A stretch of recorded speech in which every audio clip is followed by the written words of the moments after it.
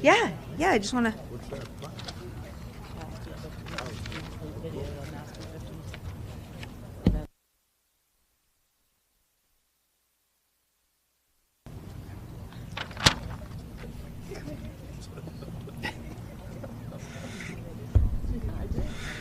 Welcome to Arlington's historic town hall, a fitting setting for Governor Healey and her administration to announce historic investments in housing, economic development, infrastructure, and climate resiliency programs.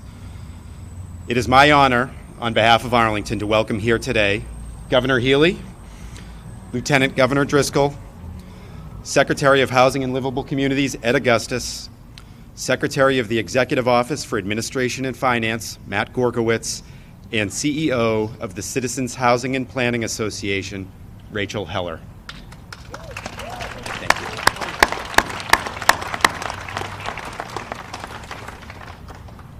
So I am honored to say just how seriously Arlington takes the role it has to play in addressing local and regional issues, especially the well-documented housing crisis.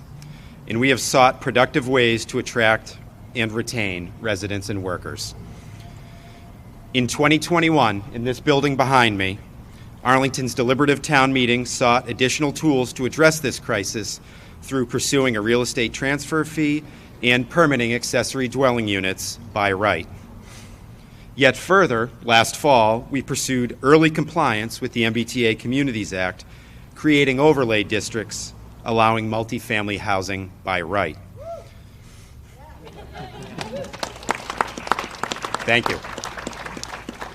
And we are especially proud to have recently had our economic feasibility analysis approved, introducing greater and deeper affordability provisions within our MBTA communities districts.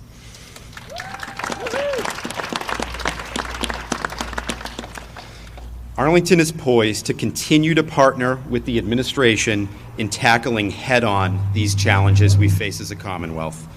And it is my privilege to introduce to you Governor Maura Healey. Thank you. Appreciate it. Thank you very much. Thank you so much, Jim, and it is great to be in Arlington and great to be joined by everyone who's here today. We're here to announce Massachusetts Capital Investment Plan for fiscal year 25 through 29, which sets out historic investments for people in our communities. The capital plan is critically important because it's how we invest in long-term success. We're able to invest confidently because careful fiscal management has secured us a strong bond rating and access to capital. It's especially valuable now given some of the big challenges that we face around housing, affordability, climate, transportation, and infrastructure.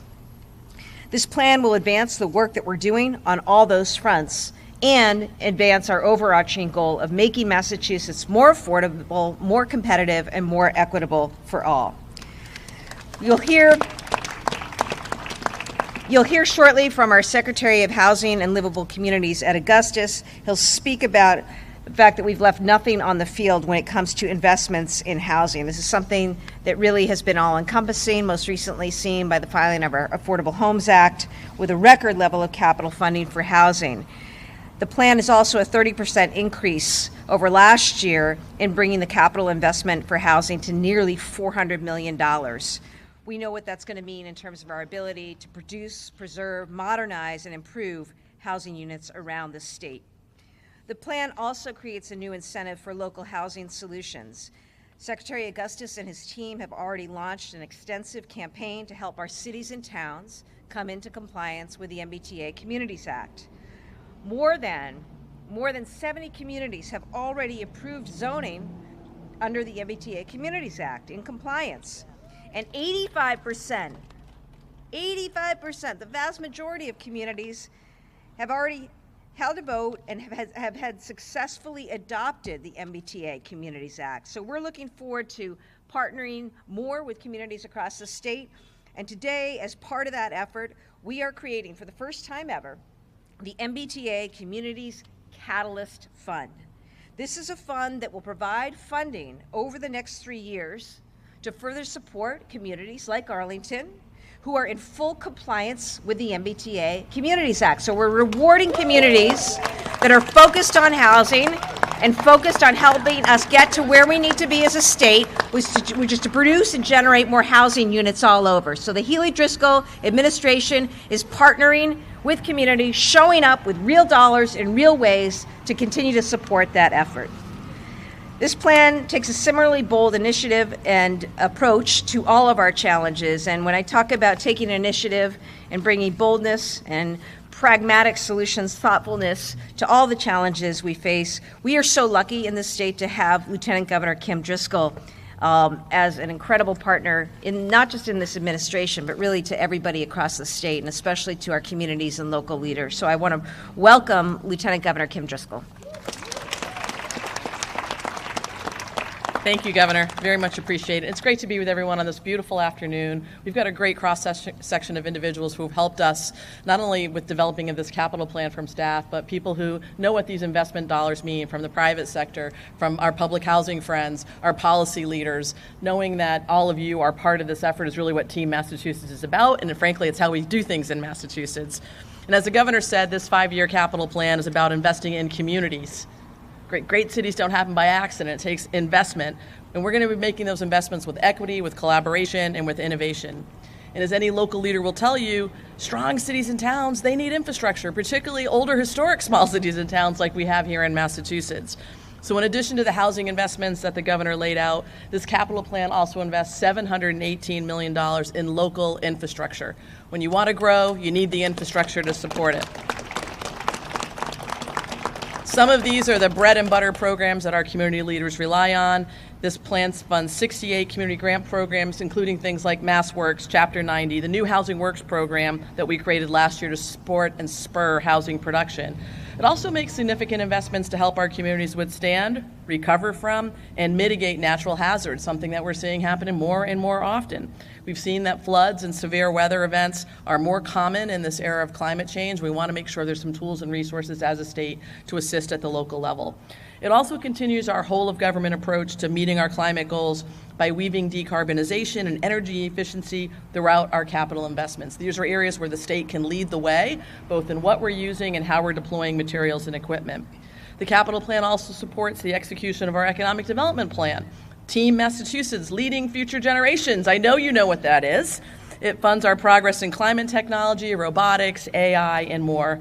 And it supports the continued delivery of important major projects happening within various communities. The veterans' homes in Holyoke and Chelsea, campuses from Bridgewater State University to Mass Maritime, trial courts in Quincy, Lowell, Framingham, and Springfield, and the Cape Cod bridges, bringing more state funds to bear as we continue to secure and pursue federal funding for these critical projects. All of these projects happening in communities also bring with them jobs, spur economic opportunity, help support the overall ripple effects of the sort of community vibrancy we're hoping to create. In all, this capital plan delivers on our get stuff done approach to governing. It addresses some of our biggest challenges, and it helps bring to life our state's collective vision for the future. It doesn't get cheaper to work on these things 10 years from now. We've got to make these investments now. We're committed to doing that. And we're grateful for everyone who had input in it and who helped put it together, particularly our team from A&F. I see a lot of you who we spent meetings with, pouring through numbers and documents. We appreciate all that support. And it's now my pleasure to turn it over to the person who's really helping us on the housing front, ensuring we're not just thinking about policy, but how it actually works on the ground and empowering our local community leaders, our Secretary of Housing and Livable Communities, Ed Augustus. Thank you, Lieutenant Governor. Governor Healey, thank you for these substantial housing investments. This level of funding highlights this administration's commitment to creating more homes and lowering the cost of housing across Massachusetts. Lieutenant Governor Driscoll, as a former municipal leader, you've seen firsthand how this funding can really impact our local communities. And I thank you for your consistent vigilance in addressing the housing crisis. And to Secretary Gorzkowicz, thank you and your team for your continued partnership. I'm grateful how closely we work on not only this project, but so many others. Housing improves people's lives.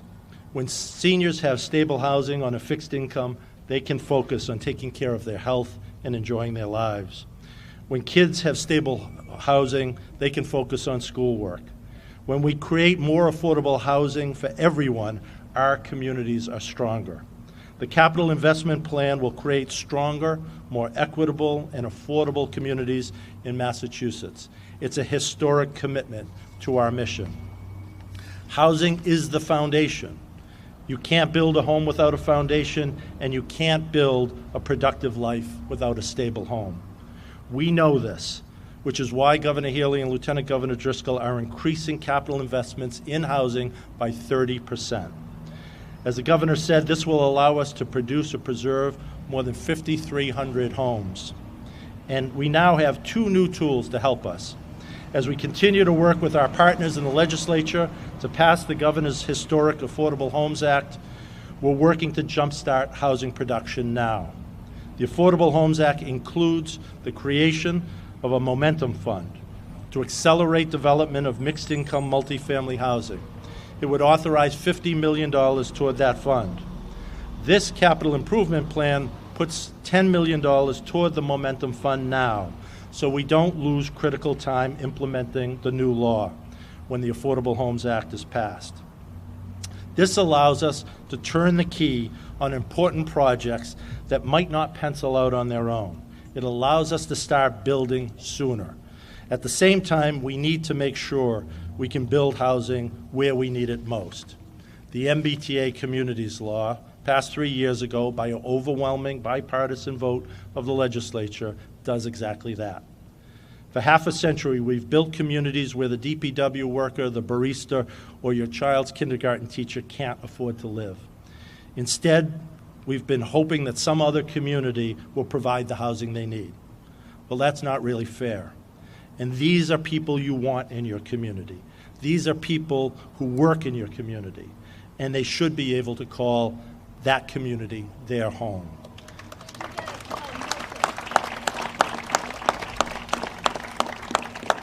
As the governor said, today we are launching a pilot program called the MBTA Communities Catalyst Fund, seeding with $15 million a capital investment, which will reward the communities like Arlington that are in compliance with the MBTA community law. It will provide funds for infrastructure projects, planning for housing, housing development, and the acquisition of properties to develop housing units. This is another tool in communities' toolbox to jumpstart housing production in their newly adopted zoning districts. The capital improvement plan increases investment in other important programs to help speed housing production and preservation. This includes $57 million for the Affordable Housing Trust Fund, which will create more than 1,000 affordable units, primarily to middle-income households. That's a 33% increase from last year. Included in the Housing Works, $108 million will continue to support the administration's groundbreaking efforts on the Housing Works infrastructure program, created by the governor in last year's CIP. Part of this funding will provide funding and incentive payments to municipalities who meet zoning best practices and fund local infrastructure. Including in the Housing Works investment is funding for climate-resilient, affordable housing.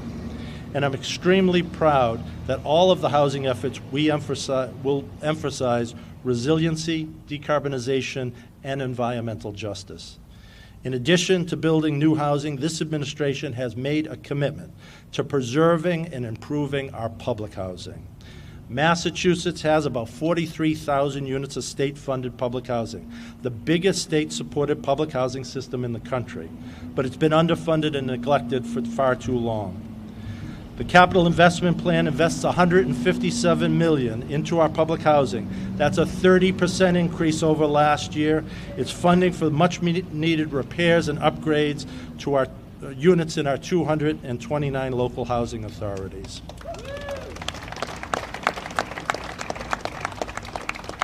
Because this administration believes that everyone deserves to live in safe, healthy, and dignified homes. With that, I want to turn it over to my colleague, Secretary Matt Gorzkowicz, Secretary of Administration and Finance.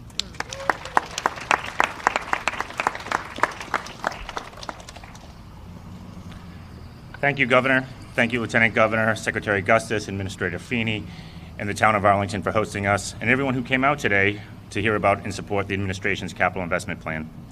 I also want to thank my team, including Assistant Secretary Caitlin Connors and Capital Budget Director Timur Yantar, for all their work. This hasn't been an easy process to manage, but you did it very gracefully.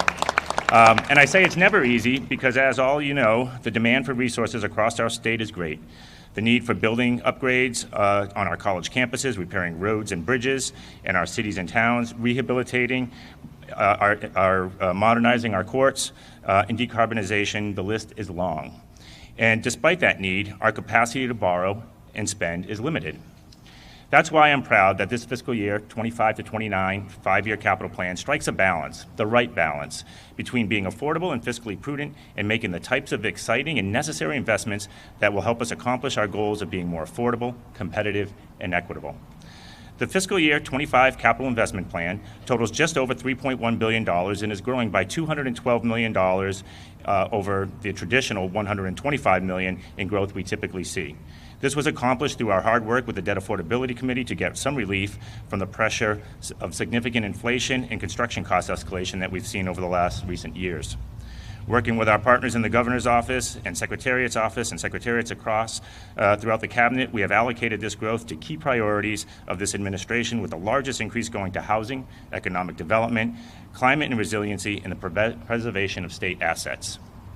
As you've heard from the Governor and others, this plan alone will dedicate $90 million in new capital towards housing production, preservation, and bring in the two-year total increase that we've dedicated to housing to almost 52% in just 2 years.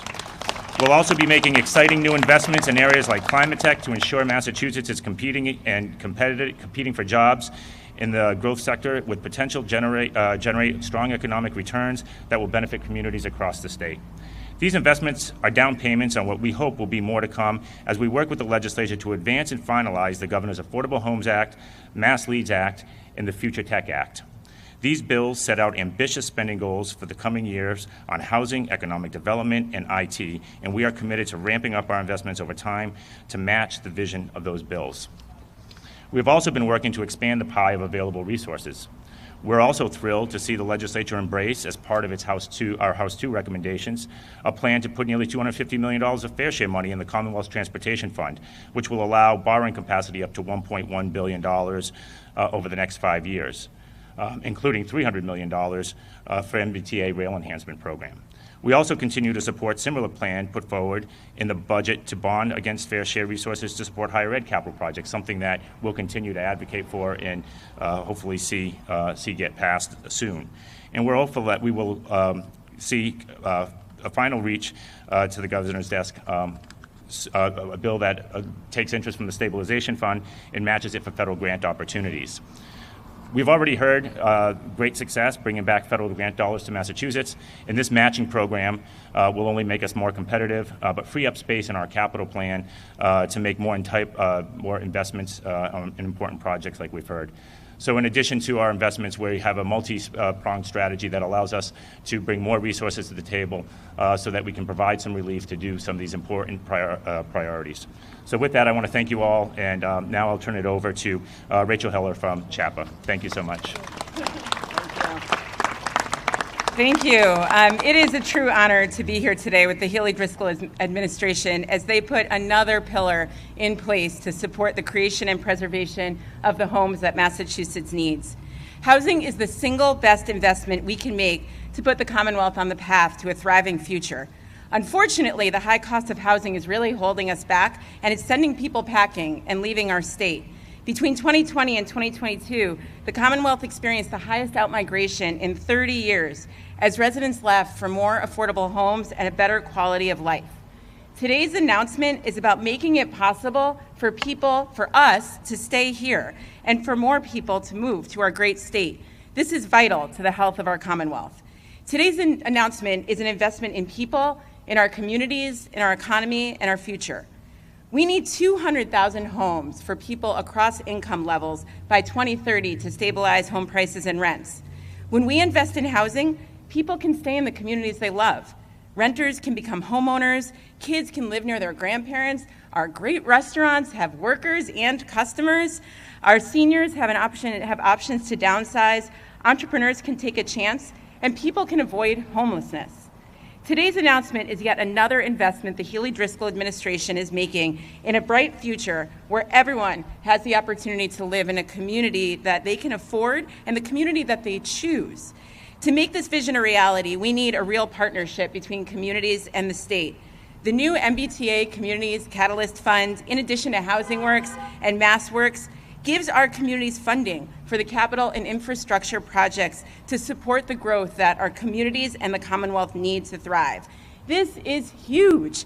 CHAPA works across the state, and we're working with the MBTA communities to implement the new multifamily zoning requirement. And we're hearing everywhere we go the need for support, the need to grow, the need to invest in infrastructure. And this administration is showing over and over that they're here to partner with our communities to grow while also preserving what it is that we love about our great and unique communities. Today's investment is about affordability.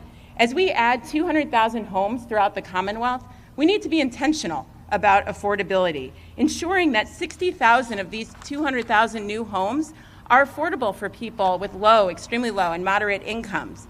And we must preserve the homes that we've got.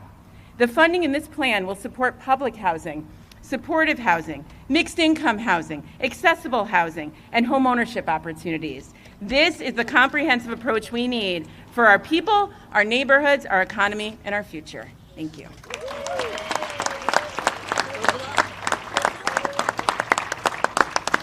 Thank you, Rachel. Thank you to our secretaries. We're happy to take any questions on topic.